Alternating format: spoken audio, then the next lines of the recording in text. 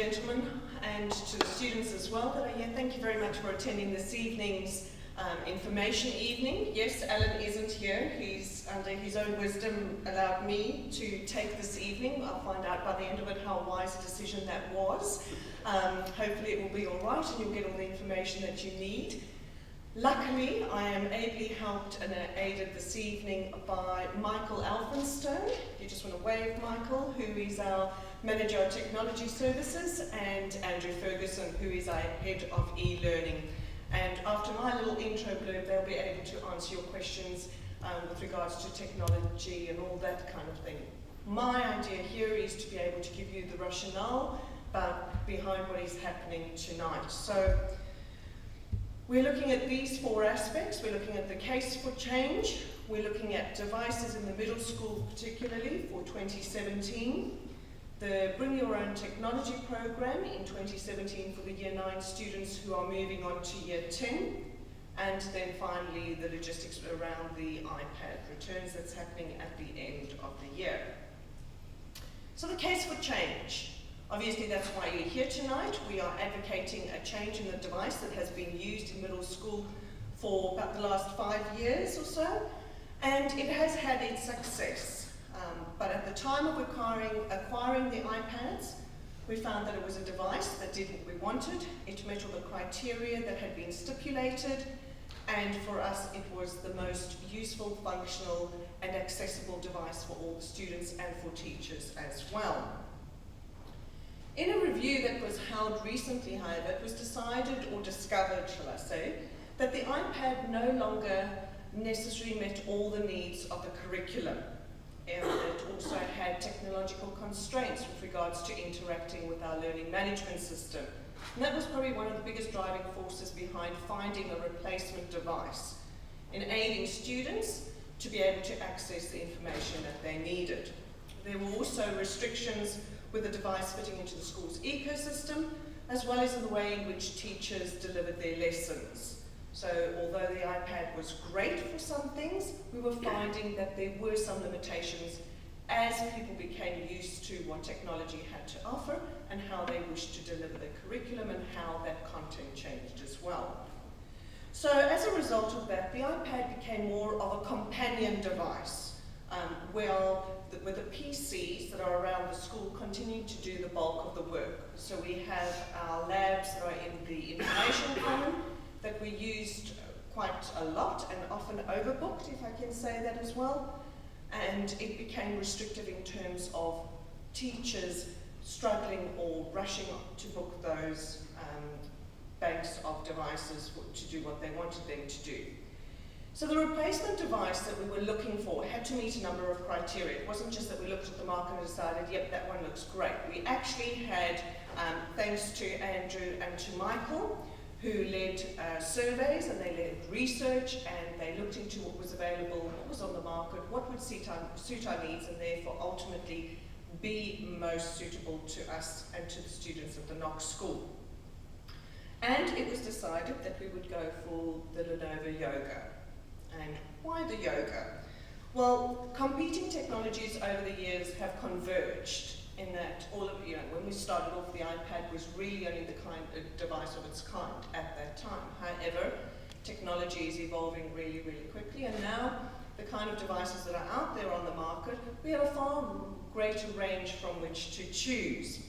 The Yoga is a hybrid between an iPad or tablet and between a PC. And it's the first one that is designed specifically for students. And for us, that was rather important because we wanted it to be user-friendly for students, still be able to do everything that they needed, and therefore the manufacturers understood what the needs of the students were. It's a laptop in its general function, but then also has some aspects of the tablet as well. It's also consistent with what is at the moment being used in the Bring Your Own Technology program in senior college. So there we've had students for the past year, correctly, 2 years, this is the second year, thank you, that we've opened up to Bring Your Own Technology. And we actually find very few students use iPads in years 10, 11 and 12. It really is more about them using laptops. We did a survey of what they use, and I have to say, there were probably 1 or 2 items. one iPad out of our over 200 students in senior college. So that was an indication to us as well that perhaps the iPad wasn't quite meeting the needs of the students. It's also cost effective and it is lightweight, so it's not going to hinder the students in any way at all. And the Lenovo will be loaded with everything that is required by the students to ensure that they can meet all the needs of the ecosystem. So link effectively to our learning management system, access everything that they need to do what they need to do in the classroom. The feedback from the students has been positive. Those few students that we have requested feedback from, they're pretty excited about the fact that they're getting a laptop rather than the iPad. They do acknowledge that the iPad has improved their learning, so it's not that, we look back on it now and say, oh, that was a waste of time or money. Not at all. They acknowledge that it has helped them and aided them in their learning. Just students who are probably the best litmus test in terms of what current trends are. They're not using the iPad in years 10, 11 and 12. That was an indication that we needed to start looking at something else as well. So when we did the survey, there were about 75% of the students that said they would choose a device other than an iPad, which is really a high indication as well that we needed to look for a change. So that in a nutshell is the case for change. Now, as I said, I'm a little bit au fait with all the technological side, or technology side, but Andrew and Michael are the ones that really know about that. So right now I'm going to call upon Michael, who is going to continue with some information about the device itself. And then after that, we'll certainly open the floor up for any questions or any comments as well. Over to Michael. Thanks. Good evening. Thank you all for coming out. As a parent of three, I can understand coming out on a school night can be a bit of effort. So thank you for making that effort. Appreciate it. And so my role within the school is basically to make stuff work. So we get boxes, we bring them in, and we connect them up to other boxes, and then the magic happens. So we're the magic guys downstairs. And so that's my role within it. And so to share with you exactly what it is that your students, or our students and your children will be getting next year in year 7, 8, 9 is this gorgeous little device up there that you can see, Lenovo Yoga. There's a whole bunch of technical specs. I won't go through them all. Suffice to say, I have one here I prepared earlier. It is a robust little sucker. So in terms of even just sort of the multi-touch glass on the front of it, it will copper beading. Don't do that at home, please. I beg you. But it is, Gorilla Glass is the same stuff that you'll find on your iPhone or other devices if you have one. It's in terms of its battery life, one of the feedbacks we've certainly had over the years is the more students use their iPad, then the more battery gets drained, particularly if they're playing games between recess and lunch. Then by the time they get back to an afternoon class in period 5, it's a little slow because their battery is already flat. And so this has a powerful little battery in it. It'll be running Windows 10 from next year. It also has what we call a ruggedized construction. So around the edge of it, it actually has this lovely rubber rim around the front of it. It's got some heavy-duty hinges on the inside. It's designed to meet military specifications in terms of its hardware, is what Lenovo say. But basically, you can copper beading if you have a look on YouTube. And I deliberately didn't bring the videos to show people because I didn't want students looking at them. But you can see on YouTube, Lenovo have driven over in a car, they've beaten it with a sledgehammer, and it still keeps working. There is also a water test you can do, but I would appreciate that you don't do that to it. Also, in terms of the bags, one of the feedbacks we had some years ago in regards to the cases that we had on iPads was that they weren't particularly protective. And they weren't, I will admit that. That was before I got here. And so this year, next year we'll be bringing out some, these laptop bags we'll be giving the students actually have a frame inside them. So they actually can, so there's no sort of there's no, a lot of rigidity, there's no flexibility in that, which is good, which means it will fit inside your school bag, you can jam it in there and it won't break the laptop, which is positive from my perspective. In terms of distribution for the devices, they'll be getting distributed in the first week of term 1 next year. And so on January 30, which is the first day of school, your child will receive some information in terms of a user agreement and an information booklet. And in that booklet will have information, the specific details about how to get support and how the system's designed to work for you, as well as other information in terms of a user agreement. There'll be, as you would have signed when you would have received your iPad, there'll be information there to read over and for the students to sign to say that they will look after the device and for parents to sign and support them in that. And so that will happen on the Monday, and then from the Wednesday of that first week of term, so that students are ready to learn on them, they'll be start to get deployed. So if people say, well, what do people do in schools over the holidays? This is my job over the holidays. So we've got 8 weeks to get this up and going, which we're confident we'll be able to do easily. In terms of our support and warranty and insurance side of things, as with the iPads, the computer is a school-owned device. So we're responsible for giving that to you, as well as if you run into issues, we're responsible for giving you a replacement so that your students can keep on learning. The whole reason for having a device like this is so learning isn't interrupted.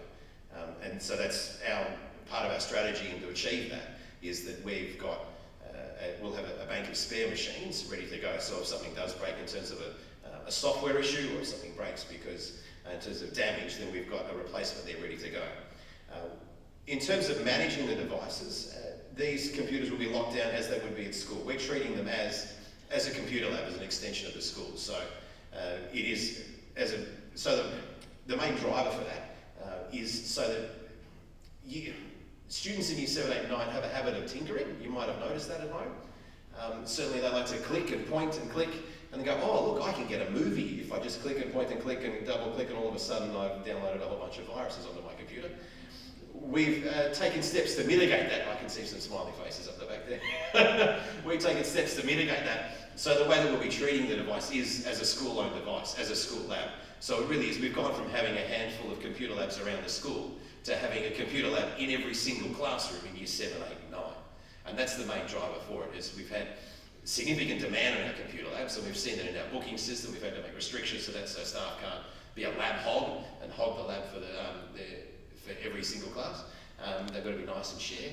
And so we've had to, and this is one of the reasons why. So now we're putting a computer lab in every single classroom in Year 7, 8 and 9. And with our BYOT program, there is effectively a computer lab in every single classroom across the entire senior school. And in terms of our software that will be installed, so we'll be installing all, in terms of Office, of course, all the Adobe suite, and as other software as it becomes required, things like Google SketchUp or other software that we've got 60 odd pieces of software we have to install, they'll be available as students require them. So we've got an internal portal that the kids will be able to click on and follow the bouncing ball and install that for themselves, to really empower them to be able to manage their own device. So when it comes time for the BYO program and when they enter Year 10, they actually have some kind of an idea of how to look after their device. And so they're learning those principles in a guided way now, so that as they grow and get more freedom in terms of their device and how they have to manage it, they're actually prepared to be able to do that themselves. And I've clicked that button instead of that button. That's right. In terms of if you encounter any issues with the devices, we're fairly confident that you shouldn't. I will put a big asterisk there, but we're fairly confident that you shouldn't. The help desk is the place to visit, as it is now with iPads, and we'll have students come down there in a semi-regular fashion in regards to when they've got a quirk. And so that is your first port of call, whether it be something not pointing and clicking properly, or whether it be something that's not, or whether it be damaged, whatever it might be. Come on down to the help desk. Send your students here 5 days a week. They can come on down in their break. This is, by all means, there should be no onus on yourself to coming down. So that is the roles of our students, to be responsible for their devices. In the event of damage, as we've got now with our current iPad program, there will be an incident fee, and that will become clear in the information booklet. It will be in the same vicinity of cost as what it is currently, in that sort of $100 to $200 mark. We're trying our best to keep a cap on that as best we can, because we know that students that are sort of 12, 13, 14, their hand-eye coordination isn't necessarily the best, if I can put it that way. They're still growing, pubescent people that their body is changing every single day, which is the excuse as to why they tell you they can't get up before 9. And so, certainly mine. And so, as they will get clumsy from time to time. That's why we've got a laptop that is designed for students, that it is ruggedised, that it can cop a beating. In the event that it does snap, unfortunately you will be liable for those costs involved. And we are doing our best to keep a cap on that, so even though a complete replacement would be quite a bit of cash, we're doing our best to, as we've done with the iPads, to keep a cap on that for you so that you're not penalised for having a student that might be a little more clumsy than other students. And there'll be, as I said, there'll be more information to come on that in 2017. Moving on to the BYO program, which has been run successfully for the last few years in senior college, in years 10, 11 and 12. That facility is only available to our senior college students, so as you're moving from year 9 into year 10, for those of you that are here in that range, you have access to a range of services that we provide for those students. So in terms of school Wi-Fi access, we give them access to our school network, also to our school internet, and in the same protected, controlled manner that they have currently in year 7, 8 and across the entire school. They have access to Office 365 and Adobe Creative Cloud. So the same software that you would get on a school-owned device is available as a student on your BYOT device. And that's all covered as part of your normal school fees. There's no extra charge with that, of course. You've got printing services as well as we offer support downstairs at the help desk to give you access to those services. We're not going to help you download movies. We're not going to help you if you've downloaded movies and your laptop's gone kaput. But we will help you get access to the service, and we can certainly tell within about 30 seconds if you click the wrong button and you need to sort that out yourself. So that would then come to our next phase, which of course is returning the iPads. Now in years 6, 7, 8 and 9, the students that are currently in that area, these are the key dates, as you will see there. They are, I will put an asterisk next to it, especially around the year 9 dates. We've had some feedback in the last week or so in regards to student exams with year 9, so that date may shift. I will qualify that. But overall, these are the scheduled dates, and they are drop-dead dates, if I could say that. Those devices do need to be back on those dates because we only have a very short window to prepare those devices as they get rolled back into our junior school. So the same, to give you an overview of what the strategy is behind that, is the same discovery process that we've gone through in years 7 to 9, working out that the iPads aren't necessarily the best device moving forward for those age groups. We're looking at having the same review next year for our junior school. So we've had great demand in junior school to actually put in iPads into junior school. And so we actually have, we've got an advantage now with our lease for next year that we can actually deploy those iPads into junior school that we currently have, so that we can then give our students in junior school and our staff in junior school the opportunity to really put their ideas to the test and be able to see what is the best device. I can't tell you what their solution, what their decision will be from now. I would imagine there will be a mix of devices, as it currently is. There'll be a number of iPads and a number of laptops moving forward in the junior school, would be my hunch. But I'm not an educator, I've just worked in schools for 20 years. So I don't have any education qualifications. I make boxes talk to other boxes, and fluffy clouds and a black line is my specialty skill. And so it'll be quite an interesting year in the junior school for those of you that have students in the junior school. But that is the main driver for getting those devices back from students, and we have done a great deal of work to make sure that we're not impinging on exams. And as I said, we've had a slight shift in those year 9 dates. So stay tuned to your email for further updates in regards to that. In terms of returning your iPad, you would have received in your email about a fortnight ago an iPad pre-return checklist, and that's really a guide to help you work out if you've got an issue that you might need to flag with Technology Services a little earlier than anticipated. You might have a little crack or a dent, or you've had it repaired by somebody other than Apple. If you've had a quirk like that, please come and see us earlier the better is our advice, because it gives us that little bit of extra time to work out exactly how we can tackle it and how we can get it resolved for you, or with you rather. And so if you've got any concerns about that, please come and send your student down and we'll have a chat to them, or please give us a call or an email, and there'll be an email address on the next slide. You'll be able to see on what you can contact us on. And so that's probably all I really have to say. I can give you a quick little demo of this little sucker. One of the cool things about the Yoga, and we've been using the staff version, the older sort of grown-up version, I suppose, although there is arguments that some of our staff need a more robust device, is that it can do this little thing. So it folds over, it becomes the tablet, you get the special pen, and you can just write on it as you would writing on a notepad. It can, through software like OneNote, you can actually sit there and detect your handwriting if you teach it. It will take handwritten notes in there, so you can draw the same sort of pictures that you would in a normal pad, in a writing pad, can have that information in there for you. You can, and you'll see in about 3 weeks after the students get them, they'll start watching things on their table like this. They'll start doing weird things on it, or they'll start walking around like this and typing like it's a big phone. So it is, it's going to be actually really great to see what the kids can do with them and the ways that they learn and get creative with it, because in a few short years they'll have to work out how they're going to learn in Year 10, the sort of device that will fit their needs best.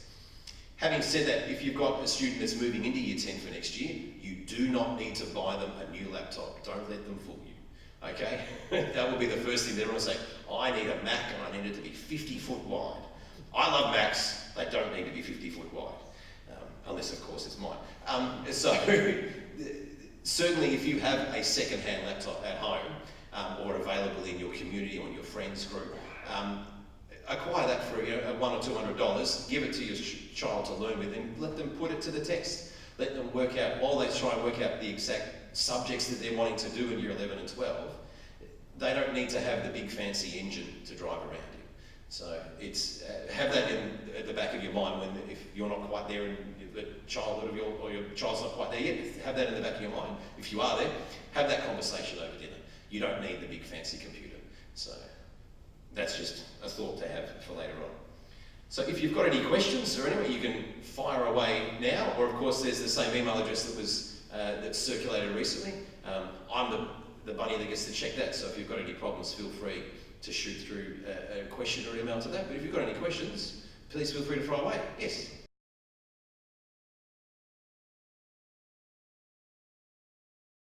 That is an excellent question. I'll have to take that on notice. We have we worked out ways to do that with the inbuilt Windows drivers. There are options with generic drivers that might still work at home for your printer. I will have that conversation tomorrow in the office for you. If I see you afterwards, I'll get your email address and I'll let you know. What was the question? I'm sorry. So as, about having access to, if you've got a printer that's not one of the ones that is, if you need a non-standard Windows printer driver to be able to actually print to home. So of course that would be handy if you're trying to print off assignments at home. So we have done some testing on that, but yeah, that's a good question. Thank you for that.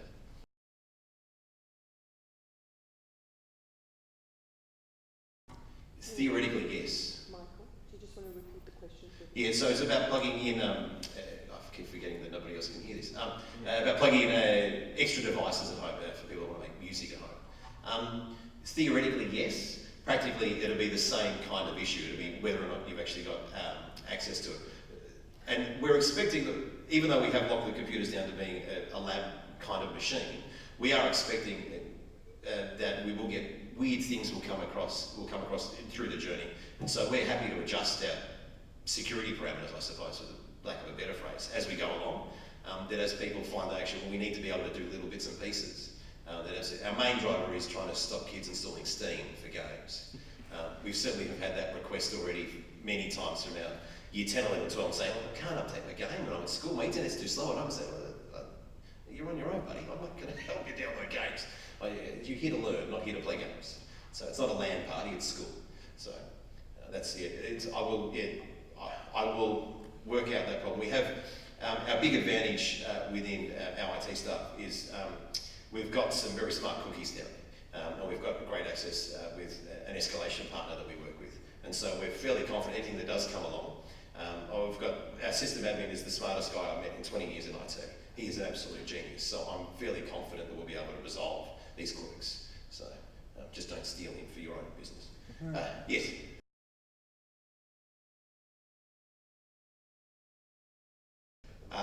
Currently, it depends how your iPad is actually set up. If it's set up to use iCloud, all the work that's currently on there will be in the student's iCloud account, which is your own account. We don't control that whatsoever. So if the work is still there, there's no reason to suggest that it will disappear if it's saved into their iCloud. If it's not saved into their iCloud, then it will go boom the minute you hand it back to us and we reset it. So how do we transfer that data off? I will make a note of that and let you know. There is a way to, basically, the idea is you save it to iCloud. And so there is a workflow involved in that, and Apple circulate that. But it's just a matter of just saving your documents into iCloud, which to be honest, if we ask a 12-year-old, they'll be able to show us. But not to go talking through the whole process from here, but yes, I will find that out for you and get you a lovely little document that'll tell you everything. So, yes, sir. With the new laptops for the storage of newly created Yes. work, is there an option to actually store that in the cloud for remote access or backup and the like? Yeah, absolutely. Our default saving, and this will be part of the information that will be in the booklet for next year, the default file saving location for students will be in their OneDrive account. And so as part of having Office 365 at the school is they have access to OneCloud, or OneDrive rather, which is Microsoft's cloud storage solution. So the shift will be that that's where their default location will be. So students won't actually save anything on the school network. They won't save it by default, they won't save it onto their laptop. So that way, if the laptop gets flushed, they can still access it. Or if they leave it at home, they can still access one of the computers in the library and still be able to access that work. Yeah, but my daughter already has one. Yes. Consequently has that. What about the students that don't already have one? As part of school, they'll be given a school Microsoft account. So it's linked to their school email address. And they will have it now, in theory it's there, but we haven't clicked the button. And so they will have access via their school email address to their OneDrive account. And that'll all be set up as part of the wizard when they get their computer. And it'll go through the process to say, okay, you're set up now, and your school email address is set up. It'll be linked to their same Office installations on their computer. So everything flows from that school email address. Looking at trying to transfer this stuff from iCloud into the Microsoft Cloud. Currently, I've got it in the Microsoft Cloud against my daughter's account. Yes. Is there a way to actually transfer that before the school year into the school's Microsoft? The information on how to access it would come to you on January 30. Okay. So if I wrote it all out before then, I could tell you, but it'll come out of that whole little booklet that we're putting together on January 30.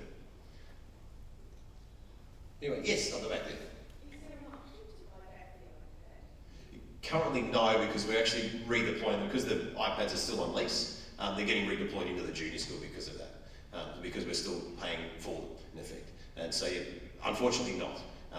We are expecting that we might have some surplus ones for next year, but I won't be able to tell you yes or no on that possibility until February at the earliest. So stay tuned. There should be updates of some description. I mean, there might be 7 iPads I might have for sale. So in a community of sort of 700 odd students and lots of parents, that I imagine they'll go like hotcakes if we get them past staff to begin with. So at this stage, no, sorry. It was? Yes, sir. The 4 gig RAM, Yes, is it sufficient? it is. We have the same amount of RAM in our staff laptops. And so Windows 10 is a lot more efficient in terms of the way it uses its RAM. And so my laptop that I've been using for the whole year has got 4 gig of RAM. And I'm a RAM hog in terms of the applications I use. So I'll run on my laptop on a good day 7, 8 applications concurrently, being Photoshop, Word, Excel, and so I'm crunching numbers in Excel, and so it flies. To be honest, I was pleasantly surprised. I didn't expect them to do so well. Is it 32 bit or 64 bit? It's 64 bit. 64 bit, 4 gig RAM is a very low spec. In our testing, it's worked efficiently. Anyway, yes, sir. With the rollback with the iPads into the junior school, I've got a boy going into year 5. Yes. Is there any way of transferring the software that's already bought onto his iPad? I understand my other boy can't hand his iPad across, but with the new one, is there a way of transferring that? If you have what Apple call family sharing set up, so that your older child's account is effectively a child version that lives underneath your master Apple ID that you'll have at home, then you can effectively, the master ID is what owns the applications. And so, yes, in theory, it's quirky to then download the apps again, but it does work because I've done that. I've had to do that to my own iPad for Minecraft. If I could punch the person that invented Minecraft. So it is used in a lot of educational setting. I will qualify that, but gee whiz, kids go off like a frog in a sock for that stuff. It's so I've had to get Minecraft on every single Apple device. I have it on my work phone of all places because my kids grabbed it to use it one afternoon. So yes, it is possible, but you've got to go through family sharing. If your first account isn't set up through family sharing, it gets tricky. You've got to change Apple ID information. So it is possible, but it's as with everything, there's the right way, the wrong way, the Apple way, and the Microsoft way. You have to know the Apple way and the Microsoft way, which aren't necessarily the right way or the wrong way. It's just the way that they operate. Yeah, we were originally instructed to set up a personal account. Yes. So. Yeah, well, family sharing only came out in the last 18 months. And so it was, and that's what when we did, so our current year 6s wouldn't have known about family sharing, but our current year 5s do. Because when it came out, it was already, the school year was a third of the way through once for our year 6s, who were in year 5 at the time. So yeah, unfortunately, it's, as I said, it's the right way, the wrong way, the Microsoft way, and the Apple way. So unfortunately, that's the great joy of working in my field is we get to learn all 4 ways and then pick the best one. So the best idea must win is the argument we have in our office. So, and for next year, for our year 7, 8 and 9, this is the best idea. If we'd gone down a different, if we tried to do this 18 months ago, we would have bought Microsoft Surfaces because that was the product of choice at the time. We're lucky now that competitors come out with a better product that's more robust, that has a better warranty coverage, that has easy to repair, faster to repair, and more robust so it doesn't break to start with. So we're very pleasantly surprised at what it can do. And we're not the only, I must sort of say, we're not the only school that's doing this. You've got schools all, there's, our supplier works with effectively a lot of the large independent schools around the city, and what did we say? It was 75% of all schools have gone down the yoga route, so for their student devices. So as I said, we've gone the same route. We've gone the grown-up version for our staff, and we've moved a third of our staff this year to it, and we've had great success across our music staff and across our PE staff and across some of our maths staff as well. And we're doing the same thing for next year. We're moving the rest of our staff across to the same device because the flexibility that it gives is just incredible. So we're really excited about what sort of services that, and what sort of learning that our students and our teachers can do with it. So it's a powerful little sucker that's robust, that can cop a beating.